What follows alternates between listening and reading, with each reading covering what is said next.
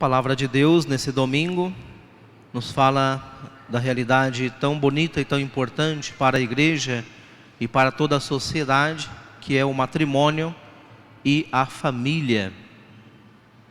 A família cristã, fundada no matrimônio, nesse sacramento, é a base da igreja, é a base da sociedade. Se temos famílias felizes, fortes e saudáveis, teremos uma sociedade também feliz, forte e saudável, e teremos também uma igreja saudável. Precisamos então sempre lutar muito pelas nossas famílias, para que os valores cristãos prevaleçam nos nossos lares. E hoje em dia vivemos uma verdadeira guerra, uma guerra não de armas físicas, mas de armas espirituais. Uma guerra ideológica que quer destruir a família, que quer destruir o sagrado matrimônio, que quer colocar em dúvida a indissolubilidade do matrimônio e os seus demais valores, abertura à vida, geração dos filhos, sua educação, a fidelidade, o bem dos esposos, o amor. Tudo isso que faz parte da doutrina da igreja a respeito do sacramento do matrimônio, hoje de maneira muito sistemática, repetitiva, até mesmo maçante, é repetido por muitos meios de comunicação, por muitas pessoas famosas, artistas, intelectuais e políticos. A família recebe um verdadeiro ataque. A família cristã me refiro, né? E nós, diante disso, temos que reagir com as armas que Deus nos dá. A oração, a penitência e o estudo da palavra e da doutrina cristã, para assim, bem vacinados, não contrairmos o vírus da heresia que quer destruir a família cristã e quer acabar com ela na sociedade, colocando no lugar outros modelos de família, outras formas de relacionamentos que não tem nada a ver com o casamento cristão, com o matrimônio conforme está na palavra de Deus. Jesus é muito claro, né? Ouvimos o texto de Marcos, no capítulo 10, a respeito do matrimônio, que já é claríssimo, mas se pegamos o evangelho de Mateus, no capítulo 19, então reproduz esta mesma passagem, só que com a maior riqueza de detalhes. E vemos como Jesus, ao falar do matrimônio, ele resgata o ensinamento lá do Antigo Testamento, fazendo então uma unidade entre Antigo e Novo Testamento. Já que o matrimônio é de fato uma realidade, primeiro natural, humana, e depois, no Novo Testamento, em Jesus Cristo, nosso Senhor, era elevada à dignidade de sacramento, um dos 7 sacramentos da igreja. Mas muito antes de Jesus fazer do casamento um sacramento, logicamente ele já existia. Já existia no povo de Deus o casamento como algo natural e abençoado pelo Senhor. Livro do Gênesis, o primeiro livro da Bíblia, nós ouvimos, né, esse relato. Gênesis capítulo 2. Por isso o homem deixará seu pai e a sua mãe e se unirá à sua mulher, e os dois serão uma só carne. Gênesis, essa doutrina é restaurada por Jesus. Jesus então acrescenta: se são uma só carne aqueles que se casam, um homem e uma mulher que se casam, então o que Deus uniu, não separe o homem. Os fariseus colocam a problemática então do divórcio. Eles querem então colocar Jesus em crise, não é? Usando a própria palavra de Deus. São ardilosos como o diabo. Vocês lembram que o diabo também tentou Jesus no deserto usando a Bíblia? Foi assim, né? O diabo chegou em Jesus e falou: diga que essas pedras se tornem pães, porque está escrito na Bíblia, né?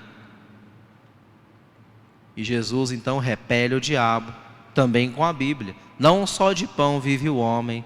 E o diabo diz para Jesus: pula daqui desse precipício, porque está escrito na palavra que os anjos te acolherão nos seus braços para que não te aconteça nenhum perigo.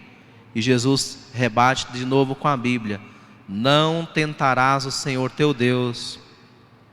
Com a Bíblia se pode justificar tudo, se distorce o seu significado. Podemos usar a Bíblia inclusive para justificar o ateísmo.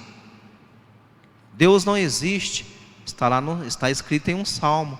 Se você isola uma passagem, tem um salmo que diz assim: não há Deus, Deus não existe. Como assim, né? Está escrito na Bíblia que Deus não existe, mas na linha seguinte continua escrevendo o salmista: diz o insensato em seu próprio coração. Pronto, resolvido o problema. Mas se a gente isola passagens da Bíblia, tira do contexto, podemos fazer da Bíblia o que a gente quiser. E muita gente faz verdadeiras barbaridades com a Bíblia na mão, porque não leem a Bíblia no seu conjunto, não a entendem no seu sentido real, no que Deus quer nos dizer através da Bíblia. Podemos justificar todo tipo de barbaridades, inclusive o divórcio. É o que os fariseus fazem com Jesus. Mas espera aí, está escrito lá na Bíblia, Moisés deixou escrito que se o homem enjoou da mulher, escreve uma carta de divórcio, dá para ela e tchau, obrigado. A gente falaria aqui em Goiás, né? Tchau, obrigado. Já deu o que tinha de dar, cansei, não nasci pregado, não sei, então pega descendo, que subindo é contramão. E vamos lá, que a fila anda e temos que continuar tocando, né? Para usar aquela expressão também de outra, que também não tem nada de bom, mas que se usa muito, aquele bonito soneto do grande poeta Vinícius de Moraes, não é? Que o amor seja eterno enquanto dure. Muitos usam também nesse sentido, que é uma verdadeira barbaridade do ponto de vista cristão. O amor cristão, o amor do matrimônio, ele foi feito para durar, e para durar até a morte. Esse é o sonho de Deus, essa é a vontade de Deus. É claro que infelizmente, né, dentro do corpo da igreja, às vezes pela nossa fraqueza, pelo nosso pecado, ou pela ignorância, pelo desconhecimento da doutrina ou da palavra de Deus, acontece que muitas famílias fracassam no seu casamento. Então vem o divórcio, a separação, as brigas, as divisões, os sofrimentos que vão se acumulando em decorrência disso. Diante do divórcio, Jesus diz claramente: não é permitido, não é algo bom, não é algo querido por Deus. Mas uma vez que acontece, o que fazer? Aí então entra a misericórdia de Deus. Nunca podemos esquecer, a Bíblia tem que ser lida em toda a sua unidade. Deus condena o divórcio? Sim, o divórcio está condenado, é algo grave, é algo que devemos lutar para que não aconteça. Mas se um cristão se divorcia, então quer dizer que ele está acabado, já vai para o inferno, está condenado? A resposta é não, claro que não. Porque Deus também tem outros caminhos para restaurar, para curar, para colocar de novo nos trilhos aqueles que erraram, aqueles que pecaram, aqueles que transgrediram a sua lei. Todo pecado tem perdão, mas nem todo problema tem solução. É necessário então buscar a igreja, buscar a orientação, buscar o conhecimento, para que então se dê o encaminhamento. E nós, como cristãos, de forma geral, não podemos julgar as famílias feridas, não podemos julgar as pessoas separadas, divorciadas, em segunda ou outras uniões, porque não é o nosso papel julgar. Quem julga é Deus. E a sua igreja na pessoa das suas autoridades constituídas. Nós devemos fazer o quê? Acolher, compreender, instruir e sobretudo rezar por aqueles que tiveram problemas na sua relação conjugal ou que passam por crises. Peçamos então a Nossa Senhora, Mãe de Deus e Mãe Nossa, esta bênção para todas as nossas famílias, para que mantenhamos nossas famílias saudáveis, em unidade e em paz, para que nas nossas famílias exista o perdão. Sem perdão nenhuma família prospera, porque todos nós erramos, todos nós cometemos pecados. Então, se não existe perdão, não existe família. Que exista o perdão, que exista a compreensão, que exista o desejo de melhorar cada dia um pouquinho mais. Que não sejamos estagnados no nosso erro, não é? Com o complexo de Gabriela, né? Eu nasci assim, eu cresci assim, né? Como diz a música, é o famoso complexo de Gabriela, que não quer mudar. Eu nasci assim, eu cresci assim, então não vou mudar mais. Não, isso não é uma atitude cristã. O cristão tem que estar sempre crescendo, se renovando, se convertendo cada dia um pouquinho mais. E se nas famílias existe isso, então com a graça de Deus, toda a família tem tudo para prosperar. Rezemos por todos aqueles que estão em situações difíceis ou irregulares. Rezemos por todos aqueles que sofrem dentro da sua própria casa, para que Deus possa entrar nesses corações e curá-los.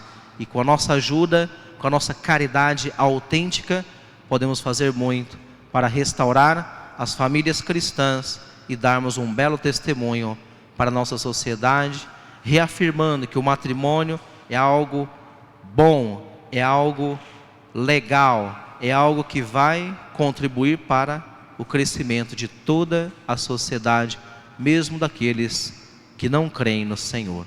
Que assim seja.